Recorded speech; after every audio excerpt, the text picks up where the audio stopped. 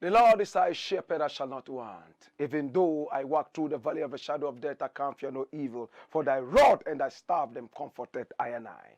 Blessed is the man that walketh not in the counsel of the heathen, nor sitteth in the seat that is scornful, but his delight is in the law of the Lord. And in this law does he meditate sunrise and sundown. Him I go there like a tree planted by the rivers of water, that bringeth fat fruit in his season. Him leaf never I go wither.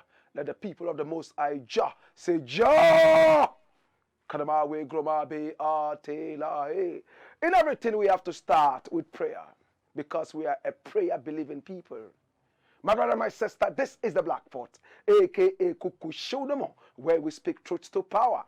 Now we are in the service of God and country, and for the love, in fact the passionate love of our people, our continent, our land, we shall continue to talk until things change. Remember, we're told never to be spectators, but to be citizens. My brother, my sister, in every traditional African home, there is a black pot, and every time it sits on the fire, we know there is something sumptuous cooking. What is cooking in the black pot today that is sumptuous? This is the Black Pot, aka Kukushunumo. And today, we have a lot of issues to deal with. Now, I want to begin with this one that I have decided to title Mad Pig Kennedy Agyapong. Mad Pig Kennedy Agyapong. These are not my words. Now, my brother, my sister, who is Kennedy Agyapong? Kennedy Agyapong is a very, very vociferous MP of the land. He speaks. Now, anytime he speaks, people are so interested because it's most of the time full of fire. Now, depending on who he's talking about, he could go haywire and throw fire in all directions. My brother, my sister, this time around, Kennedy Agyapong is on the wrong side of the fire. And this fire is not coming from him, but he is receiving the fire. And the fire is coming from the ex-president, the former president of the Republic of Ghana, and that is John Dramani Mahama. Now, John Dramani Mahama recently made a trip to Boston, Massachusetts, in America. And on arrival, he was met with so many members of his party, the NDC. And one of the questions they threw to him was that, when Kennedy Agyapong was attacking you, what made you keep so quiet? Because some of the things that he said were absolutely criminal. For instance, Kennedy Agyapong said the former president, John Dramani Mahama, is a thief. And then he also accused him of torching, or better still, burning the markets at that time.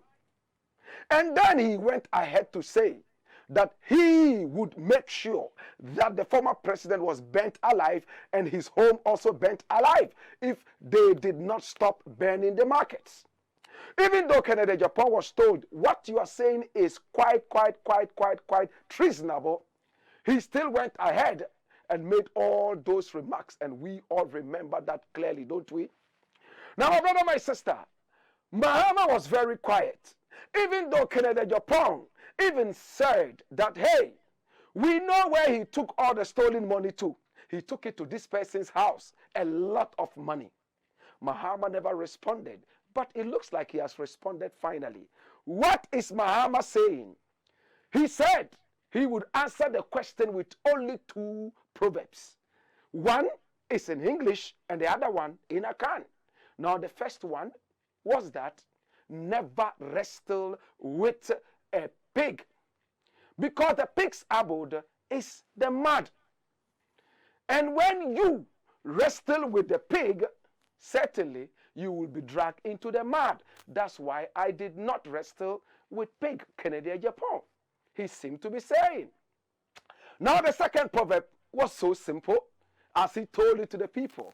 He said, when a mad person comes to take your clothes whilst you are bathing, and you come out of the bathroom running naked after this mad person, people might think that you are both mad. So in other words, two things are clear: mad and pig. Mad and pig. My brother, my sister, in our locality, in our parlance, it is so terrible to call somebody a pig. And it's also devastating to say that somebody is mad. But in this case, looking at what Kennedy Agyapong said in the past about the ex-president, do you think that the ex-president has found a way of hitting back at Kennedy Agyapong? Kennedy Agyapong truly said worse things about the ex-president. For instance, a president, he said, was a thief. And he went ahead to say, it is just Nana Akufo-Addo who is so economical with some part of punishments that he should be given out. For instance, life imprisonment. Maybe even to the cooler. But my brother, my sister, at the end of it all, Mahama has responded. And he says he will not argue with a pig. Better still, he will not want to be dragged into the mud with a pig. And at the same time, he is not mad. When mad people are talking, you let them talk. Now, Kennedy Agyapong is certainly going to fire back at this. Kennedy Agyapong has said it time and again that the ex-president is a very good friend of his. But he never knew the ex-president was that stupid and foolish.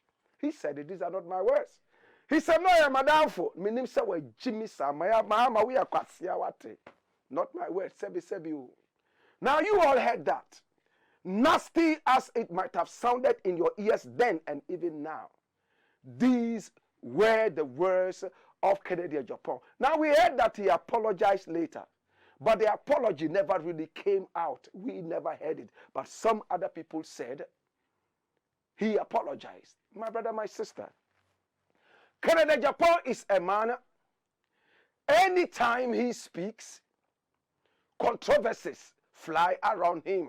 Controversies hover around him. And I've said it time and again. If you truly knew that Mahama was a thief and stole so much money, and you knew where Mahama hid the money in the run-up to the elections, your government is in power. If you have the guts to say Seydou Agongo would go to jail because he's a criminal, and that Ibrahim Mahama, the ex-president's brother, would also go to jail because he's a criminal, what prevented you from saying that Mahama would also go to jail? Your party is in power. Are you conniving with the thieves? We want to see a better Africa, starting with a better Ghana. If there are thieves in government, my brother, my sister, their place is the cooler. If we have an ex-president who was so thieving, and we were able to gall him, you know what reputation our country is going to be slapped with? It's very simple, that we have a clean country, and when we start punishing the big heads, the small fries, and so on and so forth, will take a strong lesson from this, and this will make this country a better place. I am so disappointed that after ranting and making all the noise, nothing happened. He threatened to burn somebody. Police did nothing about it. Somebody threatened the coup d'etat, and he didn't even have the power to stage a coup d'etat among ants and cockroaches. Yet he was held up and locked up and was refused bail time and again. My brother, my sister. But those who have the power to threaten and people fall dead, like Kennedy Agyapong. Hey, Anas Armiyao's journalist, my brother, my sister, was threatened. The public was asked to track him down, and in no time, bullets flew around him and killed him in broad daylight. My brother, my sister, we all saw how the country went haywire after the death of Ahmed Swali. After Kennedy Agyapong threatened that, hey, this guy, when you see him, beat him up, beat him terribly, and if there is any problem, I would pay. This is a lawmaker talking so unlawfully. If we don't talk about this, then what else can we talk about? For fear that the lawmaker will betray you or blackmail you, everybody is quiet. And the country keeps going from bad to worse. Hey, how was Malaysia able to make it happen? They started dealing with the big heads. In our country, the big heads are untouchable. Kennedy Agyapong, the Mahamas, the Akufo-Addos, and all those people. They speak gibberish, especially with Kennedy Agyapong, and walk away free. How many lawsuits have been filed against Kennedy Agyapong? How many of them materialized? They are still in court, flying around. The last time I saw a lawsuit around him, the president and his people went around it, and before we realized, it became a mirage. Do you all remember that one? You all remember that one? They can absent themselves from parliament for as many times as they want, and the laws of the parliament will remain very, very impotent. My brother, my sister, what kind of country are we building? For fear that an MP will come out and blackmail me. For that matter, I will keep quiet over our dead bodies, because this is not how the country should be run. If Vomawo will threaten a coup in this country, which he has no capacity and capability of doing, and still be held and locked up, Kennedy Agyapong must be also brought to book for threatening an ex-president that he was going to burn him alive. Because in his encyclopedia, he saw the ex-president as an arsonist. Am I speaking the truth? Am I making sense? Or is one of the stupid things that I say when I'm high? A lot of people see you as high because you have dreadlocks. There's nothing you will say that will ever make sense to you. The only time you make sense to them is when you die. Then they come around you and say, oh, 1 or 2 quotes that you gave them several trillions of years ago. And they will use that to define you. No matter what we say, a lot of people still look at us as junkies. People who are high on something.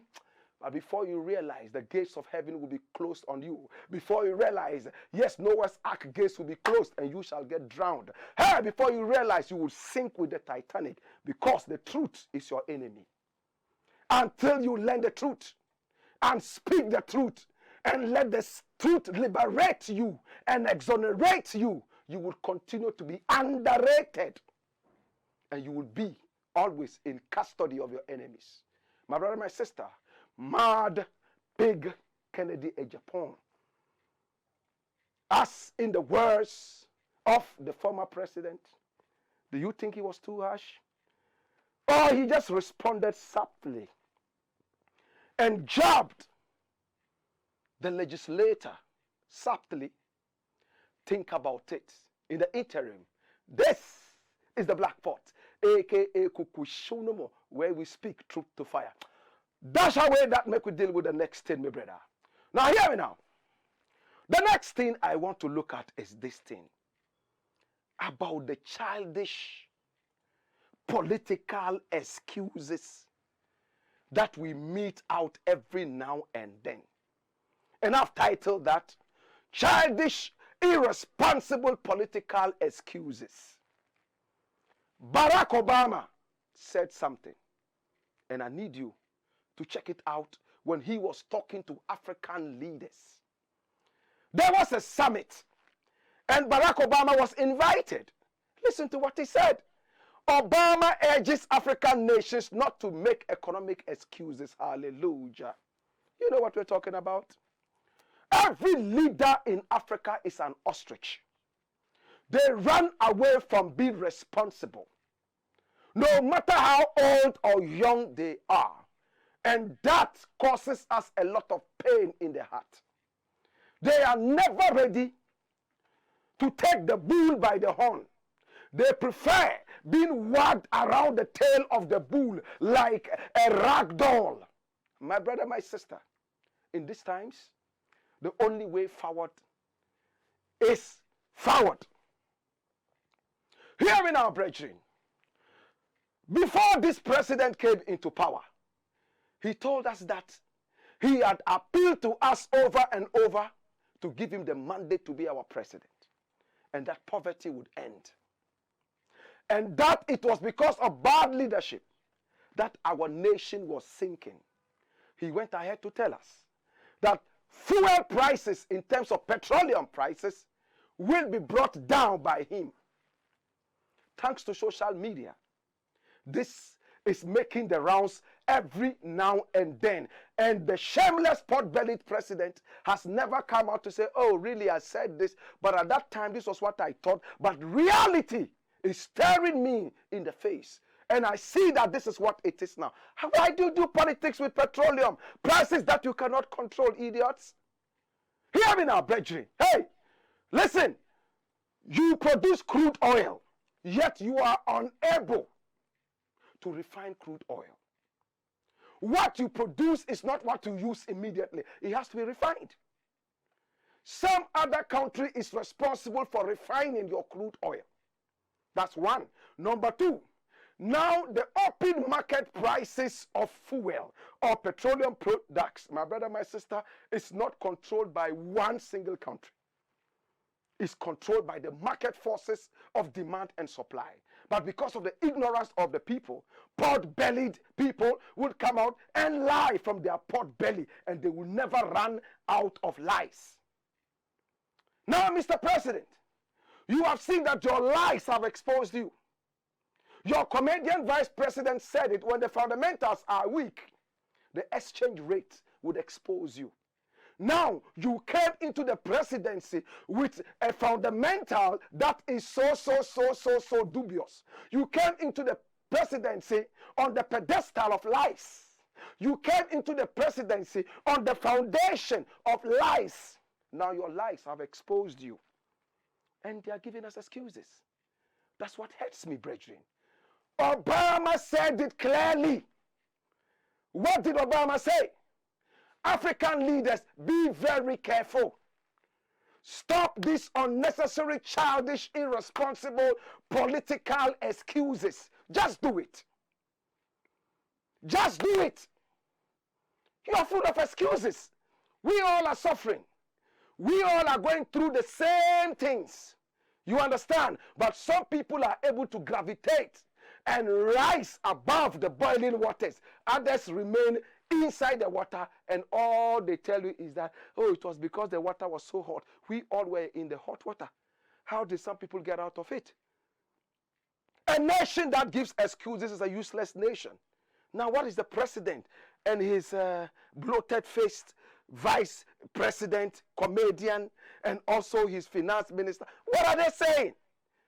They are saying that the Ukraine-Russian war is responsible. And I sit back and I'm like, two countries out of the numerous countries we have in the world are responsible for the crisis we have in our country? Hey! Cooking oil prices rising, petrol prices rising, all because of two countries. I tell you something. Let 50 countries in Africa fight and kill each other. It's not going to affect America. Let 50 countries in Africa fight amongst each other, throw weapons at each other. Look, England does not care. If England comes in at all, then it is because England wants you to stop fighting so it can continue fooling you and ruling you. That's all. You think they have you at that? Why would two countries in the world be fighting? And the whole of Africa is in crisis. Two countries that never ever colonized Africa. Russia never colonized Africa. Russia has no ties with Africa in terms of colonialism. Why should Russia be fighting and Africa will be suffering? Ukraine has never been to Africa. We don't know Ukraine in the African history. But today Ukraine is fighting and Africa is struggling. Ukraine sneezes and Africa catches cold. Russia sneezes, Africa catches cold. Even prostitutes are increasing the price of their thing. When you go out, they are all increasing it. They tell you the dollar rate has increased. Russia, do they use dollar? Ukraine, are they spending the American dollar? Why is it that everything is tied to the dollar? Your currencies are still being printed in England by the same people who colonized you. I just checked it up and I realized that the Ghanaian currency is being printed in England. And each one note that they print costs them about 10 cents. Why can't you print this in your own country? The same people who colonized you and enslaved you, demonized you, dehumanized you, my brother, my sister, are the same people you run to and entrust your food to, and they keep that in their kitchen, and you go to their kitchen to eat what they prepare with your ingredients for you. This is too deep for somebody to understand. Africa, are you truly independent? All your leaders do is to come and talk big English, stupefy their ancestors, make the contributions of their ancestors become hogwash, nothing. My brother, my sister, Ghana is still printing money there in England. Apart from 2 African countries, the rest of Africa prints its currencies in England, in America, and some other places. And when you check it out, my brother, it shares stupidity. How do you entrust your nation's currency to a man who has enslaved you before? To a man you believe is only thinking about himself. How would the economy ever thrive? Can you trust them with the amount of money they say they print for you? How about if they say, okay, we have printed 1 billion Ghana for you. And when you check it out, it's actually 10 billion they are printed. They cause inflation in your country. Why, Africa? Then at the end of the day, we come with excuses for our own stupidity. Ukraine and Russia are fighting. And for that matter, hey, we can't get cooking oil in Ghana. Hey, for that matter, we are all fighting. For that matter, everybody is crying. My brother, my sister, look into my eye and tell me if this is the eye of a comedian. Look into my eye and tell me if this is the eye of a flippant. Look into my eye and tell me if this is the eye of somebody who is not patriotic. I am so disappointed in our leaders. All they think about is e-levy. All they think about is burdening the people more so they can sit on their backs and fly. My brother, my sister, as it stands right now, the excuses have become galore. The excuses are more than we can ever think. The excuses are flying left, right, and center. And Obama is telling us clearly that no. And what is Mahama also saying about these excuses? Excuses, the e-levy, the Ukraine war, and COVID-19. Listen, it's bloody, a bloody lie to blame COVID and Russia, Ukraine for our economic crisis. Watch out, man. COVID-19, as if we're the only country who suffered COVID-19. Ghanaians are running to Afghanistan to go and clean toilets. They find cleaning toilets in Afghanistan better than being doctors in Ghana. Ghanaians are running all the way to China to clean Chinese kitchens. And they find that brighter than being in Ghana and being nurses. My brother, my sister, they say the best currency for every country is literacy. Should I say it again? The best currency for every country is literacy. What have you done with your free SHS? You are producing quantity instead of quality. The students you are producing are dunderheads. Your law schools are admitting failures. And the director of the law school will come out and say, yes, we admitted 10 stupid fools. They will come out as stupid, goat-eating lawyers. But that gave us a whole block for us to go and lecture. Hallelujah. Crime upon crime, crime upon crime, crime upon crime. My brother, my sister, the best currency for every country is literacy. What have you done with your literacy? speak big English that only you and the cockroaches in your room would understand. You go to the Parliament House, they speak a certain kind of English that makes people fall asleep. You are slaves.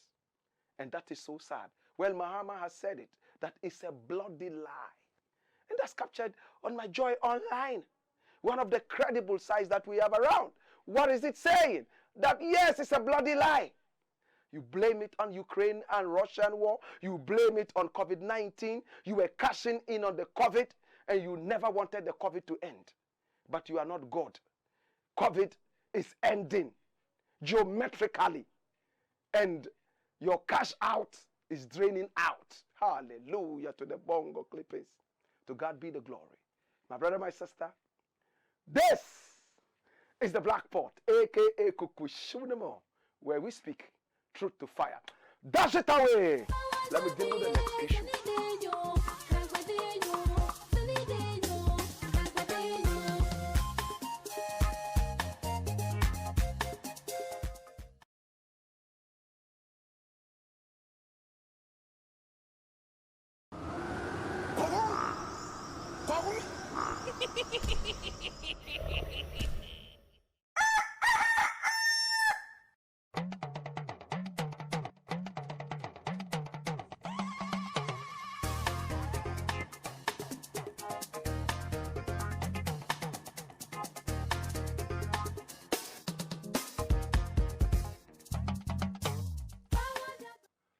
This is the Black Pot, aka Kukushunamo, where we speak truth to power. My brother, my sister, how many of you watch the Oscars? The Oscars are American awards to award actors, right? It's every actor's dream to be at the Oscars and be awarded. Now, over the weekend, there was a holy slap right at the Oscars, right? There was an Oscar slap. Some people will call it the love slap. My brother, my sister. Now, this is what I have decided to title the holy slap from the Oscars, and at the same time, it is a beautiful love slap. I call it Will Smith's Holy Oscars Love Slap. Hear me now. Who is Will Smith? He's an actor. I love him. Now, you know a lot of movies that he's featured in. Remember Barack Obama said, if any day there is going to be a movie about him, he would love that Will Smith will play Barack Obama. That's a great honor. I had the opportunity to embrace Barack Obama, shake hands with him, and sit down and eat with him at dinner. And be told by Barack Obama that I inspired him to victory in the American elections. This was what he told me in 2009. That was all Obama told me. But if Obama would go all the way and tell a man, if any day there's going to be a movie about the great me, this is the man I want to play that role as Obama. Jesus. Will Smith. In Pursuit of Happiness, one of the movies that he made that I love. Hey, Fresh Prince of Bel-Air. Another beautiful one. And many more. Anytime I see Will Smith in a movie, I know that I'm going to get quality acting. Let me tell you, over the weekend, he slapped comedian Chris Rock. Hefty slap. We all heard the sound of the slap. In fact, the slap sounded like a tsunami in Haiti. In fact, that slap, that we heard the sound of that slap was enough to excavate 4 teeth from the mouth of Chris Rock. But my brother, my sister, Chris Rock took it kindly and nicely. And he never retaliated. Went ahead to do what he was supposed to do, present an award. And then when he walked backstage, What did he say? When he walked backstage, what did he say? He told the people, this is the only punch that you get from Muhammad Ali that does not leave a scar. What did he mean? Hey, we are talking about the great Will Smith playing Muhammad Ali. Remember that movie, Ali? And the comedian was still making jokes, even backstage. This is a man I would like to honor and say, you know your work. But why did Will Smith slap Chris Rock? I'm going to make it easy for you to understand. He made a joke about his wife. Yes, Jada Pinkett. Now, Jada Pinkett has a medical condition, right? And they call it apologia or something. My brother, my sister. And this medical condition makes her hair fall off to become bald. Women are normally not bald. Men are bald, and that's okay. We have accepted it, and we are okay. Even with men who are bald, sometimes, in fact, it reduces their, you know what I mean. My brother, my sister, for a woman to be bald, they say a woman's hair is her glory. And when a woman loses it, it means she's lost her glory in the African parlance, right? Women don't joke with their hair. Now she has a medical condition. She did not intentionally lose her hair. She did not intentionally go bald. And to have a comedian come up and say, hey, I want to see part 2 of G.I. Jane. G.I. Jane was a movie that was made somewhere in 1997. We have G.I. Jane, G.I. Joe. Some of you have seen the cartoon series and all that. And G.I. Jane was also bald-headed like this. To say you want to see a part 2 of this is like making mockery of the woman who for no reason has become bald. So the guy walks upstage and gives a slap. But there is more to it than just getting angry at a simple joke. And this is why the Black Pot is here, to go into the nitty-gritties of this. Now let me take you down history lane. In 1994, Will Smith was called upon to do a movie called Fresh Prince of Bel-Air. And in that movie, he hoped that his girlfriend was going to be Jada Pinkett, this woman that he married later. Unfortunately, the auditioners did not pick her up. And he went into that movie without this woman. According to him, he would sit in the bathroom, weep, and weep, because he believed that this woman would have played a better role than the person who was given to him to play that role with. Hear me now. As time went on, in 1997, there was another opportunity for this guy called Will Smith to meet the woman of his dreams. But then he was married. He was married to a woman called Zampino. Shere Zampino. They even had a child somewhere in 1992. But they were getting ready to divorce because they were not compatible. And he met another woman, Jada Pinkett. They couldn't star in 1994 in The Fresh Prince of Bel-Air.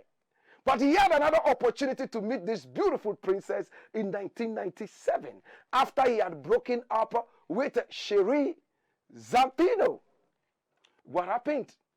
The woman was not dating, he was not dating, and then they went together to do their own thing. That was the same year, in 1997, that the movie G.I. Jane was released. It reminded them so much of when they met. That movie. My brother, my sister, and see what happened now. The following year, in 1998, they had their first child together. And this one is Jaden. You understand? Jaden. I'm going to tell you something. In the year 2000, they had another child called Willow. So a male and a female. Remember, Will Smith already had an elder son in 1992. But with his wife Pinkett, they had two, Jaden and Willow. Now the mother is called Jada. The son is Jaden. You see the relationship, right? Will Smith loves his woman. But see what happened now. In 2015, the two children, I'm talking about Jaden and, of course, Willow, had a rap or musical concert. And their mother flew all the way to support them. And there he met a guy. And who was this guy? He was called August Ansliner, right? August Ansliner. That's him. He's also a rapper. At that time, he was on some controlled drug. And he met this woman at her children's concert. They started talking. And he said, woman, I know that you can help me off my problems. 2015. Hear me now. 2015. Now when that thing happened, she started trying to help him to come out of the drug use, or better still, abuse. One thing led to the other. They started sleeping together for 4.5 years. She was still married to Will Smith. Still married to Will Smith. So what happened now, brethren? They decided to have an open relationship. This woman was sleeping with a rapper, whilst Will Smith was at home praying and crying that his wife will come home. But to make it worse, on the wife's 40th anniversary, he spent money like crazy. How much money did he spend? He flew all the way to Santa Fe in New Mexico to host a huge party. He even invited one of the queens of American music to come and sing on her wife's birthday, Mary J. Blige. Flew all the way to come and sing for the woman. The woman refused to go. She said this is a party full of ego. Of course, at that time, she was enjoying something from August Ansliner, right? So Will Smith has gone through hell. And if you thought that this was enough hell, see what happened now. Will Smith now told his wife, I think that I've had enough. That I host a great party, a 20-foot arch for you to walk through with your photos all over in Santa Fe in New Mexico, and you never came up. I have given up. My brother, my sister, see what happened now. When they returned, the woman said, well, let's have an open relationship. Let's separate. Will Smith said, I don't want a divorce, but anything that will make you happy, go ahead and do it. So she started sleeping more and more and more with this guy called August. As to whether the month was August or not, I can't tell you that. But at least they had 4 Augusts in that relationship. Hear what happened now. Now his son, his beloved son, I'm talking about Jaden, comes home to tell his father, Daddy, you know I'm bi. I sleep with both men and women. I think I'm actually gay. He said, really? At the age of 19, he left his father and went into a huge mansion of his own. In fact, even at 15, he put pressure on his father to let him just go out, even as a minor, to do his own things. All these things put pressure on Will Smith, you know. Then the same son said he is vegetarian.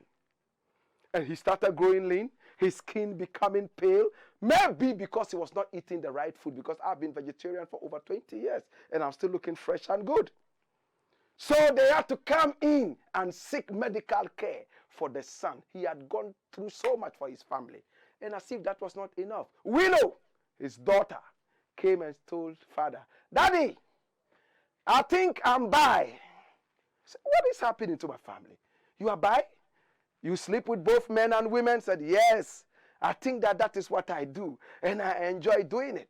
Daddy is not bi. Daddy is not gay, daddy is straight. In America, it's okay. But he would have wished that he had a straight family. He had to swallow it. His wife sleeping with another man right under his watch. But he still loved his wife. He never divorced his wife. He kept his wife. So to go sit down and hear a man make a joke out of his wife's medical condition was probably too much for him. Did he also overreact? Certainly he did, because he apologized. On the first day, right there, he apologized. And love can make you do things like this. You see why we call it a love slap? Love will let us do things like this. Forgive me, forgive me, forgive me. But he did not apologize to Chris Rock until today. See what Will Smith put out. Oh my God. And read it. It says, violence in all of its forms is poisonous and destructive. My behavior at last night's Academy Awards was unacceptable and inexcusable. Jokes at my expense are a part of the job, but a joke about Jada's medical condition was too much for me to bear, and I reacted emotionally. I would like to publicly apologize to you, Chris. I was out of line and I was wrong. I am embarrassed, and my actions were not indicative of the man I want to be. There is no place for violence in a world of love and kindness. Hallelujah. It sounds like Psalm 102. Hallelujah. Praise the Lord. My brother, my sister, of course, we don't support violence in any of its forms. But do you think that he was overprovoked? From the chronology that I have unleashed onto you, do you think that he probably was provoked too much? Now when the joke came, he himself was clapping. Then he looked at the face of his wife and saw that she had turned pink like red ketchup. And instantly said, if we get home, this woman is going to tell me, and you were clapping at that lousy joke, you idiot. I'm going back to August. And quickly he got up, walking dim. And when Chris Rock saw him coming, he thought he was going to give him a handshake. So he put his hand behind him like this, as if to say, welcome to my world. Then he got a Muhammad Ali punch, pa! And he said, wow! Wow! As if to say, I feel good. La la la la la la la la la. To God be the glory. Medical conditions are serious. Who knows? Maybe Miss Pinkett is even suffering from cancer. Who knows? We all saw how an actor suffered from deep cancer and yet acted for us. You know the actor I'm talking about? And we saw him growing lean. We mocked him. We laughed at him. At the end of the day, when he died, we said, oh, so this was what he went through for us. We don't want a repetition of that. This is the Black Pot, a.k.a. Kukushunamo, where we speak truth to power. And I say what? Boy, skip a jar.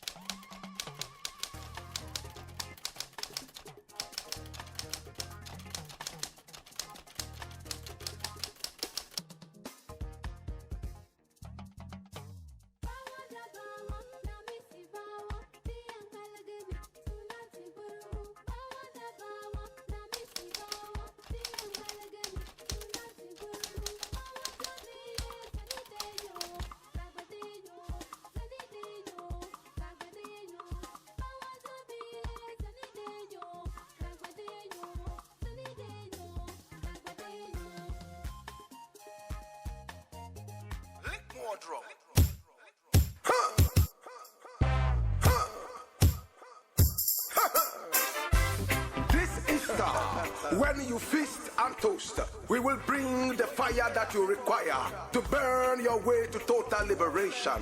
It is time for the Kuchoko Roots Festival 2022, where we take the roots to the roots, where we take the Kuchoko from the ghetto to the grotto. Date is Friday, 15th April 2022. Time is 6 p.m. until you drop, and rate is only 50 Ghana cedis. It is happening live at the Alliance Francaise behind the Opebia House, right there at 37. Hear me now. Now playing live is the ever powerful Blakk Rasta, your Kuchoko legend, and of course Rex Sobar, Ghana's high life legend, and other fireblazers like Fee Rankin, Black T, TK, Eddie Wayori, Zendima, and of course the evergreen Vibration Kings Band. Make a date and don't be late. You must come and witness real red hell on Easter Friday. Come, let us bury Satan with Kuchoko, Kuchoko, Kuchoko, Bam, Kuchoko, Kuchoko. Mr. President, why you dey lie so? Before election, you tell me you be angel. When you sick, you run go a London. When we sick, we die for Kolebo. Mr. President, why you wicked so? Wah! Skip a judge. Blackpot, Coco show them. Wah! Skipper George. This is the Black Pot, aka Kuku Shudemo, where we speak truth to power. Now, my brother, we don't like to criticize, but if we must criticize, we'd only criticize to build and not to destroy. Hear me now. Ghana Black Stars is about to play a match with the Nigerian Eagles, Super Eagles, right? Now, in the first leg, it was 0-0. Ghana did not take advantage of the home advantage. Now, Ghana is at home disadvantage. Ghana is in Nigeria. Ghana is going to be playing in Abuja. Abuja is the capital. Jesus have mercy. Listen, when Ghana arrived, the Nigerians decided to teach them a small lesson, which I have titled, Nigeria shows Ghana Black Stars through 419 colors. Now, when we talk about 419, there's only one country in the world that has 419 in its laws, and that's Nigeria. The beautiful country, Nigeria. I love Nigeria. Great heroes have come out of Nigeria. Inventors, writers, sports people, Nigeria. Great people. But it looks like in the whole world, Nigerians are the most suspected people. True or false? I go to Zimbabwe and I see people talking bad about Nigerians. In Ghana, I hear some people talk bad about Nigerians, even though underground they admire Nigerians. So sometimes I want to believe that it is the admiration that is becoming hatred. True? I go to South Africa. Hey, I see Nigerians being chased and slaughtered on the streets of Johannesburg and Soweto. And I'm like, what the heck is happening here? But hear me now. When Ghana arrived, hey, they are only training. The lights went off 5 times. In Ghana, we call it Dumso Dumso. In Nigeria, they call it NEPA. In the Ashanti region, the great king of the Ashantis calls it Kaniafui. 5, whilst they came to train. Was it intentional? Certainly not. Nigeria is the land of Dumso Dumso. They give you 2 hours of electricity and 22 hours of darkness. So every household in Nigeria has a generator. Yet, the big man in Nigeria has power 25 hours a day, 8 days a week. When ordinary citizens are going through Dumso, the big men have everything going good for them. My brother, my sister, the Ghanaians have tasted a bitter lesson of Dumso Dumso in Nigeria. And to make it worse, the Nigerian government has released a communique. And I want you to look at it. Hey, can you see it? It says that today, at 1 p.m., all the offices in Nigeria will be closed. In Abuja, they expect that the stadium will be packed. Make so much noise that even the players on the field will not hear the referee's whistle. Make so much noise that all your ancestors will come out of their graves and add to the numerical strength of the Super Eagles. This match is a do or die situation. Now, Nigeria is already a country that is suffering from corruption. In the words of one American journalist, and in the words of the former British Prime Minister, in fact, the present British Prime Minister, Nigeria is the most corrupt country in the world. Nigeria is suffering inflation. Nigeria is suffering a lot of economic problems. Now they have shut down all the offices from 1 today. And in Africa, when you say offices are closing at 1, people would not even go to work at all. They are getting ready to go and watch football. They are getting ready to go and watch the Super Eagles win. Now, if the Super Eagles do not win, what happens? The foolish Africans that we have been turned into, we start fighting each other, finding a reason to kill each other. It's good to go and watch football. I don't think it's the best to say people should not work. They should go and watch football. Is it for free? Are they going to the stadium for free? Number 2, who produces the corn and the cassava and the millet? Who will stay in the offices to deal with work? All offices are closed. Go and watch football. There is no option for people who voluntarily want to work for extra stipends. No. Everybody go home. The foolishness of an African nation. Foolishness. Foolishness of an African nation. And I want to link it up with the next story I want to look at. This same foolishness is happening in so many different parts of Africa. Recently, Mantse died. Lenche. He passed on. Ni Bobi Tete Churu. That's his name, the third. His Royal Majesty. Ni Bobi Tete Churu. He died. He died on the 24th day of February in 2022 at the age of 89. He's lived long enough, hasn't he? He's lived long enough. You know what they did? They decided that the whole of La and its environs, churches should close, all schools should close, all shops should close.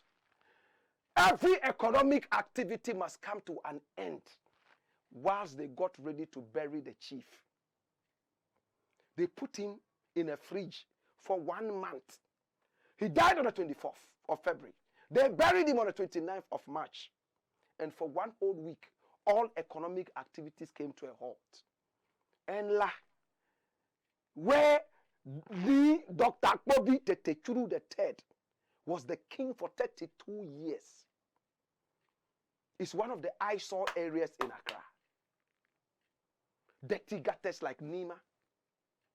You walk around, there's dead goats and sheep are running and bleating and making noise all over the place. What development has the Dr. Bobi Tete Churu III brought to the people? I'm asking you. To the point that 32 years in power, what development has he brought to you? I'm asking you. I won't judge you. But when I drive into La, all I see is an eyesore, like there have never been a chief. Let's speak truth to power. What has he brought to La in 32 years? Hey, I'm reading all through the internet to see the achievements of Bobi Tete Churu III. Hey, not one. Everybody is going to pay homage. They are taking Apeteshi and taking goat and sheep to go and worship him. I have typed, what is his achievement? 32 years in power. I want to know so I can praise him. I don't see anything. Google it and tell me, what did Nene Tetechu bring to his people? I want to know. Hey, if we keep on celebrating the dead like this, we will continue to be taken for granted. He died for 1 month. They put him in a fridge. Why did they not embalm him like they do in Egypt? Do they have the technology and the know-how? Let Asante die today. They'll put him in the fridge for 3 years. Let Yana die. They'll bury him the same day because his tradition says bury him that same day. Do you know how to embalm the dead? Your mortuaries are full of dead bodies to the point that some are put on the floor to rot. So I'm asking His Royal Majesty, Dr. Ni Toby Tetetu III, what did he achieve in his 32-year reign? That we have to stop all economic activities for 1 week because he died. I'm asking. No fight. I'm just asking. If we can ask the president his achievements, why can't we ask that for achievement of Nita Techuru? The other day, the chief in my area also died. And all schools were, I'm like, what is happening? So one man dies, everything must come to a halt. And yet we say the economy is falling down. Do you know how much you will lose when you close down all these offices like they did in Nigeria for 1 day? Jesus have mercy. His Royal Majesty, Ni Dr. Toby Techuru, rest in peace. But wherever you are going, I hope that you are going to the right place, and I pray that you go to the right place. We are still debating. What did you do for your people?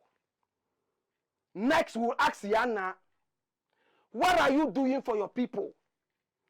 We will ask Asantehene, what are you doing for your people? We will ask all those useless chiefs in my area and other areas who are just interested in selling lands and nothing more. What are you doing for your people? And interestingly, Nicheche through the third went away.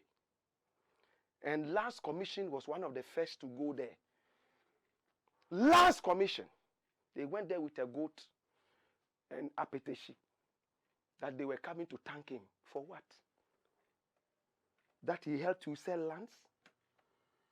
Because if at all we have no respect for our chiefs, not when it comes to selling lands, land guards, fighting, land litigation is associated with chiefs. We want to see an end to this, my brother. This is the Black Pot, aka Kukushonomo, where we speak truth to power. It is all in the development of our people, our continent, our land. We speak truth to power. Remember, we don't like to criticize, but if we must criticize, we would only criticize to build and not to destroy, because in these times, it's all about the youth. God calls the youth because the youth are strong. To God be the glory. I love you. I appreciate you. Remember, we are live on Pan-African TV, also live on Ghana Web TV, live also on Loud Silence TV, and live on our YouTube page, which is the Black Empire Media, and Black is spelled B-L-A-K-K, Black Empire Media. Please make sure that you subscribe to our page and also click on the notification. So every day from 4 p.m. to 5 p.m. Monday to Friday, you would get to know what action is going on. Until then, boy, skip a job.